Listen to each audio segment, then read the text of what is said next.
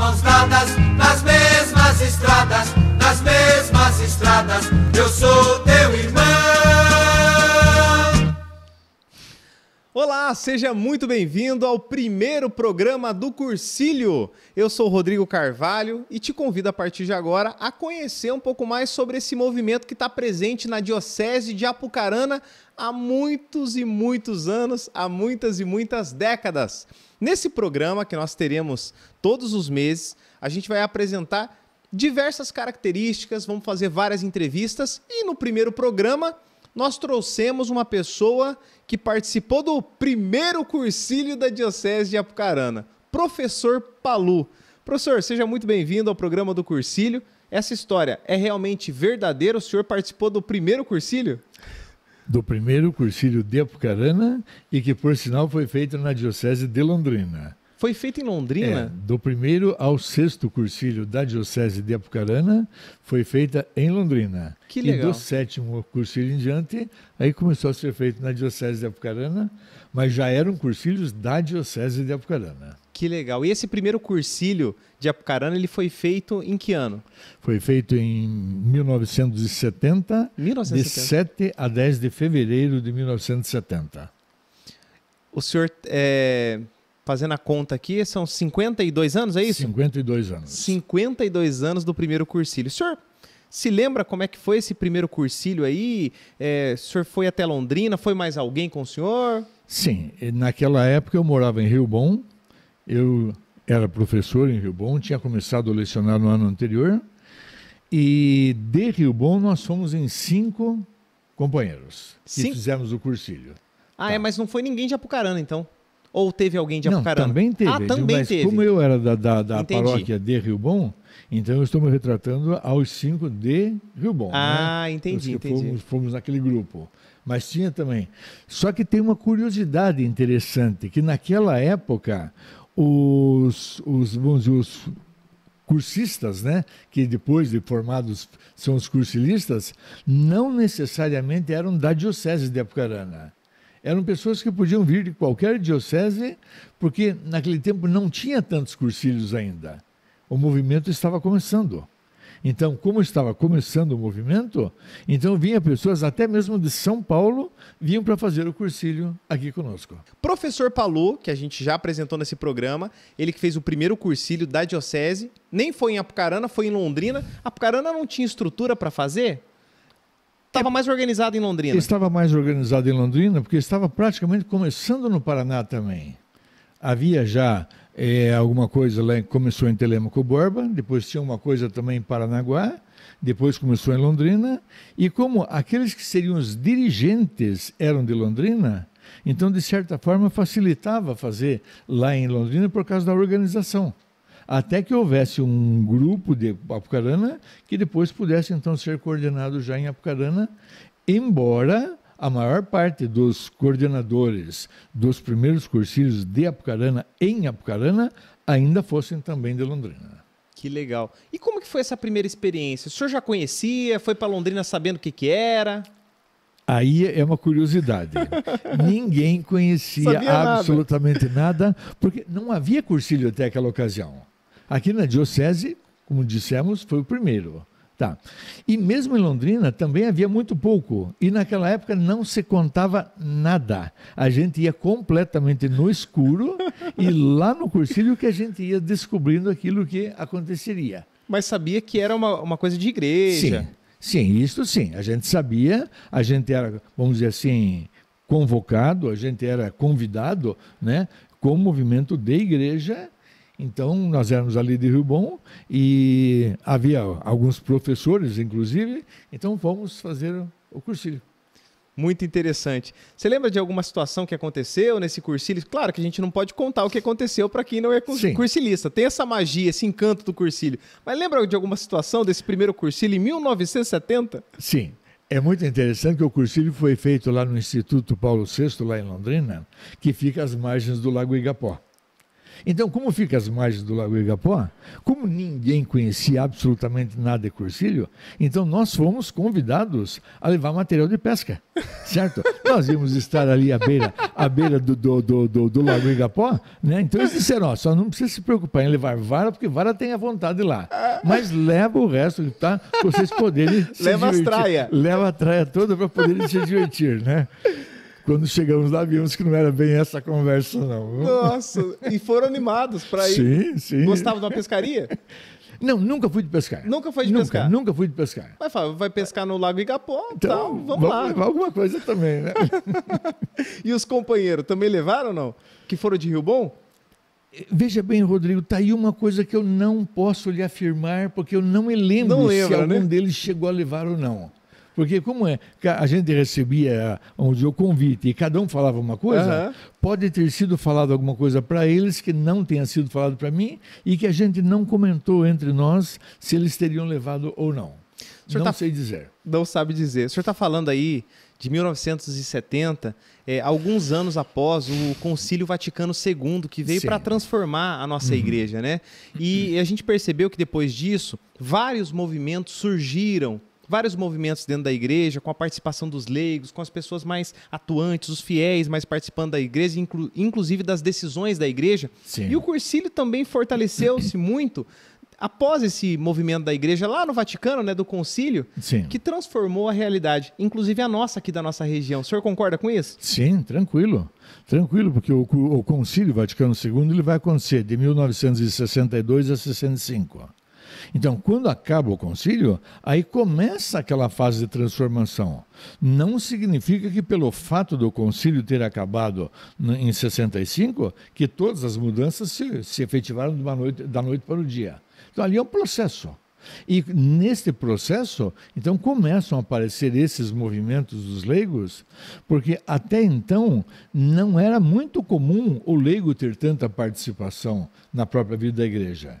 Era uma tarefa que era mais atribuída aos sacerdotes, aos padres, aos párocos, nas devidas paróquias, né?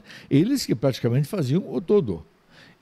A partir de então, com a inclusão desses movimentos, então os leigos começam a participar também na vida da igreja e nas catequeses. Naquele tempo não se falava em pastorais. Não falava, Não, né? ainda não tinha chegado a esse ponto ainda. Depois, então, mais tarde, começam as pastorais, e aí aqueles que eram engajados nesses movimentos começaram, então, a participar dessas pastorais e fazer o seu papel no serviço da igreja. Né? O senhor chegou a participar de outros movimentos da igreja? Quando eu morava em Rio Bom, eu trabalhava numa pastoral vocacional. Naquela época, talvez o movimento mais forte fosse dos padres josefinos, certo? Dos Oblatos de São José. E eu tinha muita ligação com eles em Apucarana. Então, esse trabalho que eu comecei a fazer em Rio Bom foi um trabalho voltado para a congregação dos Oblatos de São José. Sim. E ali de Rio Bom, devo ter me enviado para o seminário algo parecido com 20 meninos. E quando a gente fala meninos, é porque naquela época eram efetivamente meninos. Meninos mesmo. Hoje em dia os seminários já procuram aceitar já, vamos dizer assim, num âmbito um pouco mais elevado, que a pessoa já tem um primeiro e um segundo grau completo. Jovem ali, né? Jovem, na faixa dos seus 17, 18 anos em diante. Mas naquela época começava menino. Tá. Aí de Rio Bom, que eu participava, eu tinha um movimento chamado os acólitos, os coroinhas, e era justamente a fonte de onde acabavam saindo os meninos que iam para o seminário. E depois eu passei para a Califórnia. Morei em Califórnia. Morou em Califórnia também? Morei em Califórnia e continuei com esse trabalho vocacional. De Rio Bom nós não conseguimos ordenar nenhum sacerdote, mas de Califórnia 2 sacerdotes padres. foram daquele trabalho que nós fizemos ali, começando com o trabalho com os meninos. O senhor lembra o nome deles? Padre Nelson Gonçalves, Nelson Federovich e Pedro Gonçalves. Ah, entendi, legal. Nelson Federovich, que era de uma família ali, né? Ele foi menino e o Pedro Gonçalves já foi mais adulto para o seminário. O senhor, em algum momento da vida, chegou a pensar em ser padre? Sim, cheguei a pensar, mas nunca fui para o seminário. Uhum. Eu tenho um irmão sacerdote, certo? Ele é da congregação dos padres lazaristas ou vicentinos, né? Também chamada Congregação da Missão.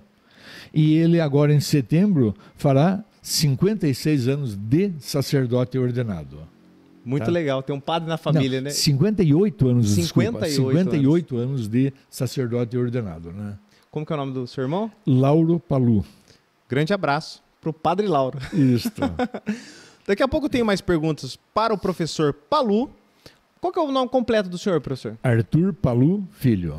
Se falar Arthur, o pessoal acha que porque todo mundo conhece o professor Palu, né? Não é muita gente que me conhece por Arthur, não. Não, né? Não é muita professor gente. Palu. Daqui a pouco a gente tem mais perguntas para o professor Palu. Agora a gente vai acompanhar, professor, uma reportagem sobre o Cursílio Feminino Jovem, que também aconteceu em 2022, nessa retomada pós-pandemia, Sim. na Diocese de Apucarana. Vamos ver como foi.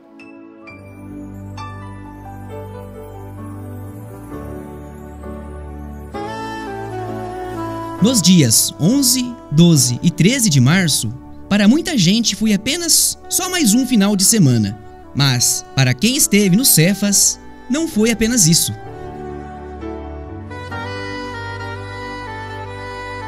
Já foram mais de 60 cursílios femininos para jovens na nossa Diocese de Apucarana. O mais recente deles recebeu 143 participantes, sendo destas 79 novas cursilistas, além de uma equipe de corredor com 38 pessoas e mais 26 mulheres na cozinha.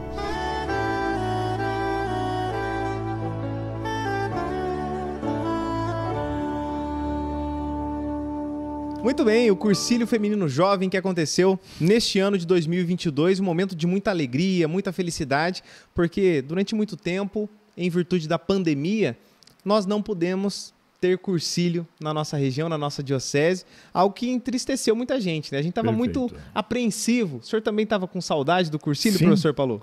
Nós havíamos, em fevereiro, no próprio dia 7 de fevereiro, inclusive, nós havíamos feito a celebração dos 50 anos do cursílio. E nós tínhamos um cursílio já programado para alguns dias depois, para fazer a celebração dos 50 anos. Mas daí começou a pandemia e de lá até agora não tivemos aquele cursílio ainda. Então agora em maio que nós teremos aquele que seria aquele cursílio de 2020. Falar em maio nós teremos então o cursílio masculino adulto. Cursílio masculino adulto, agora no mês de maio, na Diocese de Apucarana. Professor, o senhor falou que fez o cursílio lá no ano de 1970, há 52 anos. E o que o cursílio impactou? Em que o cursílio impactou na vida do senhor? Veja bem, a primeira coisa que eu poderia dizer é o seguinte: naquela época a gente não chamava de mensagem, a gente chamava de rolho. Rolho? Rolho. É uma palavra espanhola, né? Que o cursílio ele nasce na Espanha, né? Então o rolho. E naquela época o pessoal pegava pesado, mas pegava pesado mesmo. Era, mas assim, não vou dizer que fosse agressivo, mas o pessoal batia pesado na gente. E aquilo mexeu com a gente, né? A gente era um jovem, eu estava com 24 anos de idade. E já participava da igreja? Já participava, né? Porque, veja bem, o meu pai ele era vicentino, certo? A minha mãe era coordenadora das Filhas de Maria. O meu irmão era seminarista. Cresceu numa família religiosa. Ele acabou, o cursílio foi em 70, ele já tinha sido ordenado em 1964. Então a gente já tinha assim, toda uma tradição na vida da família voltada para trabalhos de igreja, né? Então a gente foi fazer o cursílio, em primeiro lugar, para ver o que era aquilo que ninguém conhecia. E lá a gente recebeu muita mensagem, e mensagens fortes. E uma pessoa que procura pensar um pouquinho na vida, quando recebe algumas mensagens, ela no mínimo tem que se propor a colocar em prática muito daquilo que aprendeu ali. Faz aquela reflexão. Sim. E fala, como eu vou agir a partir de agora, Exatamente. Né? Então aí que a gente acabou, mais ainda se envolvendo em movimentos de igreja, tudo, né? E continuou com esse trabalho e continua até hoje. Quando alguém pergunta para o senhor assim, professor Palu, o senhor é cursilista, eu estou pensando em fazer, se o senhor acha que vale a pena, o que o senhor responde? Tranquilo, sem sombra de dúvida, vale a pena, porque ali planta-se a semente. Compete a cada um depois preparar o terreno, adubar o terreno e fazer com que essa planta cresça. Tem casos, né, o senhor está falando assim, que o senhor veio de uma família onde a família toda já participava dos movimentos da igreja, Sim. já atuava, né? Fazia a parte da evangelização. Sim. O senhor falou que até buscava pessoas para ir para o seminário, fazia o trabalho vocacional. Sim. E mesmo assim, quando o senhor foi no Cursilho, participou lá em 70, o senhor sentiu teve aquele sentimento de eu preciso fazer mais. É muito interessante, Rodrigo, observar uma coisa. Nós começamos falando alguma coisa de concílio. Mas veja bem, eu nasci em 1945. Então, quando o Concílio Vaticano II começou, eu já era um jovem com 17 anos de idade. 17 anos de idade. Eu já tinha 17 anos de idade. A missa celebrada, o padre A de missa frente era pro celebrada, altar. a missa era celebrada de costas, o sacerdote de costas para o povo, celebrava toda a missa em latim, de modo que o povo não entendia o que se passava ali. A única parte praticamente que o povo interagia com o padre era na hora da homilia, o sermão, como a gente diz, né? Que ele podia fazer em português. Ele não só podia, como fazia. Fazia. Ele fazia em português, porque era a forma de manter o contato com o povo. E era muito interessante, Rodrigo, que naquela época, pelo fato do padre estar de costa para o povo, ele praticamente, com todo o seu aparato, com toda a sua casula, com todos os paramentos, ele praticamente escondia o que acontecia em cima do altar. Então, falando em latim, e o corpo e a casula escondendo o que acontecia, então o povo não participava porque era em latim e ninguém conhecia latim. Era uma outra língua completamente estranha. Então, enquanto o padre celebrava a missa, o povo rezava o terço. E durante a missa inteira o povo rezava o terço, interrompia na hora do sermão, o padre fazia o sermão, a homilia, né? Dava toda a sua mensagem, acabava ali, voltava para o ofertório e continuava a missa até o final. E o pessoal continuava rezando o terço. Distanciava de muito, né? Aqueles procedimentos da missa dos fiéis. Então veja bem, Rodrigo, aí existe uma outra coisa que é importante. Aquela fase de formação da gente, vamos dizer, passando do menino para o adolescente, para o jovem, ainda foi toda uma formação anterior ao concílio. E aí existe uma coisa, eu gosto de fazer essa observação, que a visão da igreja em relação à pregação de antes e depois não mudou. O que mudou foi o enfoque, mudou o ponto de vista. Porque antes do concílio, o que a igreja pregava? Que nós não podíamos pecar. Mas não podíamos pecar por quê? Porque se nós pecássemos, nós seríamos castigados e iríamos para os quintos dos infernos. Então nós íamos ser punidos por ter cometido um pecado. Após o concílio, a visão continua sendo a mesma. Não se pode pecar. Mas o enfoque mudou. Por que nós não podemos pecar? Porque agora nós vamos merecer um prêmio por fazermos o bem e vamos merecer um céu, um paraíso como recompensa. Antes era o castigo com o inferno. Agora é o prêmio com o paraíso. Então, esta passagem daquela formação que a gente teve antes do concílio para após o concílio, também tem muita influência de mensagens que a gente recebeu no cursilho e no pós-cursilho, quando a gente continuou participando da vida da igreja. Sensacional. Quanto mais a gente sabe alguns detalhes, igual o senhor está comentando aí, contando histórias desse momento, desses momentos não só da nossa diocese, mas de toda a igreja universal, assim, igreja de todo mundo, a gente quer saber mais só, porque dá vontade de conhecer mais, de estudar mais. Você percebe, professor, que às vezes os fiéis, nós mesmos, assim, católicos, a gente não procura estudar tanto, né? É importante. Tem muita gente que não estuda, que não procura. Eu falo por mim. Falta estudar mais, saber mais sobre a igreja, saber mais sobre os sacramentos. Às vezes as pessoas estão afastadas da igreja, não porque o Jesus não tocou no coração, porque a pessoa não sabe o que está acontecendo. Exato, né? E se a pessoa, de certa forma, primeiro, não participa, e segundo, não busca alguma coisa, as coisas não acontecem por acaso. É preciso que a gente vá em busca de alguma coisa. E a primeira fonte de busca nossa é a frequência aos sacramentos, especialmente a missa, participar de uma comunhão, de uma eucaristia. Então, essa é uma parte. E a segunda parte é exatamente em ouvindo o que o sacerdote tem a dizer numa homilia, Qualquer dúvida é quando a gente vai tentar tirar as dúvidas e a gente vai começar a buscar informações, seja através de diálogos com o próprio sacerdote ou com algum outro leigo um pouco mais esclarecido, ou então através de cursos, ou mais especificamente através da leitura propriamente dita.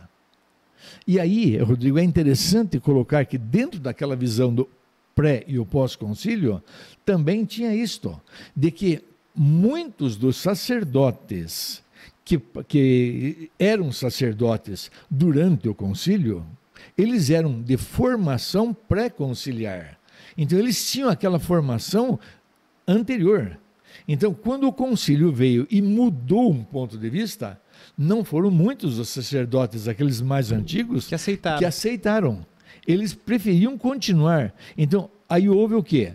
Enquanto o sacerdote mais idoso continuava ainda com uma certa tendência de pensar e pregar numa forma pré-conciliar, os novos começaram então a vender uma nova imagem dessa igreja.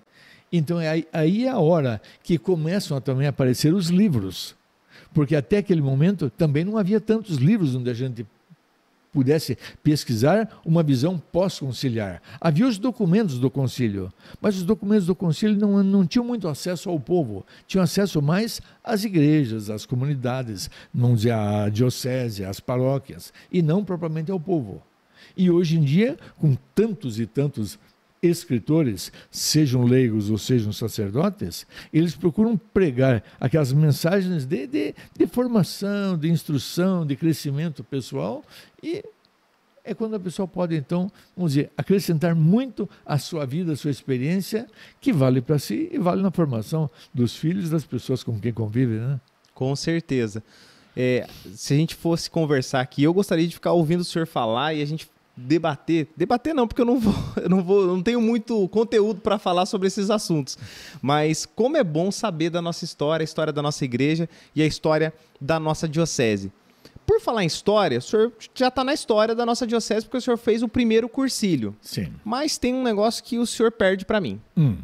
Porque eu fiz o primeiro Decolores.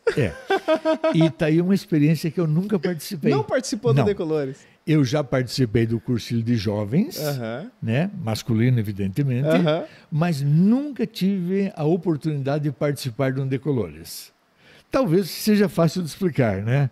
A diferença de idade é muito grande, mas né? O senhor tem um espírito jovem demais, assim. Procuro ter, né? Se encaixaria perfeitamente também no Decolores.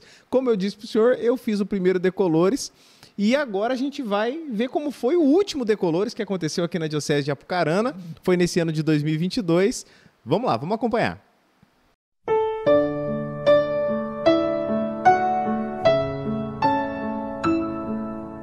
Como todo cursilista sabe, o movimento de cursilhos de cristandade surgiu entre as décadas de 30 e 40 do século passado, na ilha de Maiorca, na Espanha. Agora, o que talvez muita gente desconheça é que o Decolores, encontro para adolescentes com idades entre 14 e 17 anos, é uma criação dos cursilistas da Diocese de Apucarana, que existe desde abril de 2006.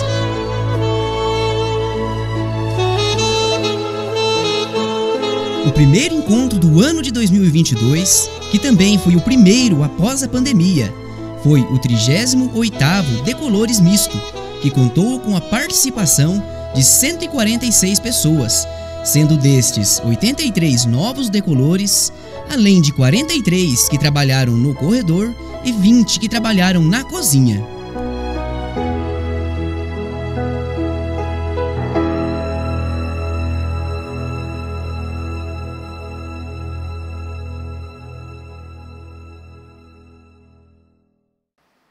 Então aí, esse foi mais um Decolores que aconteceu na nossa Diocese de Apucarana. E tem muita história, né? O Decolores já tem história. Imagina o cursilho jovem, cursilho feminino adulto, masculino adulto. A gente está aqui com o professor Palu, que participou, fez o primeiro cursilho da Diocese de Apucarana lá em 1970. E eu queria que o senhor falasse agora, o senhor que acompanhou todo esse processo, qual que é a importância do nosso movimento, do movimento do cursilho para a diocese. O senhor percebe que tem muitos cursilistas que, além de serem cursilistas, participarem do movimento, também estão inseridos em outros movimentos, em outras ações da igreja aqui na nossa região. Como o senhor vê a importância do movimento de cursílio de cristandade para a diocese de Apucarana? Muito bem. Eu diria, Rodrigo, que para começar, o simples fato de nós fazermos um cursílio, ele desperta na gente aquela vontade de crescer. E nessa vontade de crescer, evidentemente que a gente começa a buscar uma série de coisas e a gente começa, como nós falamos agora há pouco, inclusive, assim no sentido de você começa a se instruir melhor. E uma das coisas mais importantes que tem é o seguinte: você não pode guardar apenas para si aquilo que você adquire. Então, se você adquiriu uma certa formação, o mínimo que se espera é que você coloque aquilo à disposição de alguém. Então, numa diocese como Apucarana, com cursílios, que são feitos vários cursílios durante o ano, tanto os masculinos adultos como os femininos adultos, os masculinos jovens, femininos jovens e os decolores. Então, você imagine a gama de pessoas que passa a ser formada e pessoas que são oriundas de praticamente todas as paróquias da diocese. Então, ao retornarem às suas comunidades, normalmente tanto a gente recomenda como eles acabam procurando as paróquias para saber em que é que eles podem passar a contribuir. Mas eu gostaria de dar um testemunho que eu acho que ele é interessante. Eu tive a oportunidade de participar de um cursílio na Diocese de São José dos Campos. São José dos Campos. São José dos Campos. Próximo a Aparecida ali. Próximo de Aparecida. Então, veja bem, neste cursílio, era um cursílio por ano. Por ano. Por ano. Nós, entre os jovens e os jovens e adultos, masculino e feminino, nós temos uma média de 10 cursílios. Então já seriam 10 vezes mais. Mas o interessante é que naquele cursílio tinha 23 pessoas. E nós não costumamos fazer cursílio com menos de 70. Então veja, 70 pessoas fazendo cada cursílio. 10 cursílios por ano são 700 pessoas. Enquanto aqui nós fazemos cursílio para 700 pessoas por ano, lá eles fizeram um cursílio que congregava masculino e feminino, jovem e adulto, com 23 pessoas. Então, quer dizer, é diferente o esquema, porque como nós somos comunidades menores, então é mais fácil das pessoas também se envolverem depois no trabalho de igreja. E uma cidade grande como São José dos Campos é uma população às vezes flutuante. Hoje está aqui, amanhã está ali, hoje está num bairro, amanhã está no outro. Então às vezes fica mais difícil também de se envolverem em movimentos. Mas essa sua pergunta é muito interessante nesse sentido. Você imagina então 700 pessoas. Não vamos achar que todos os 700 se tornam de um dia para o outro apóstolos, certo? Mas vamos pegar dos 700, vamos pegar 30%, 200 pessoas. Vamos pegar 20%, 140 pessoas. Se a cada ano nós tivermos 140 pessoas a mais, é 140 por ano. Então, realmente é possível fazer um bom trabalho.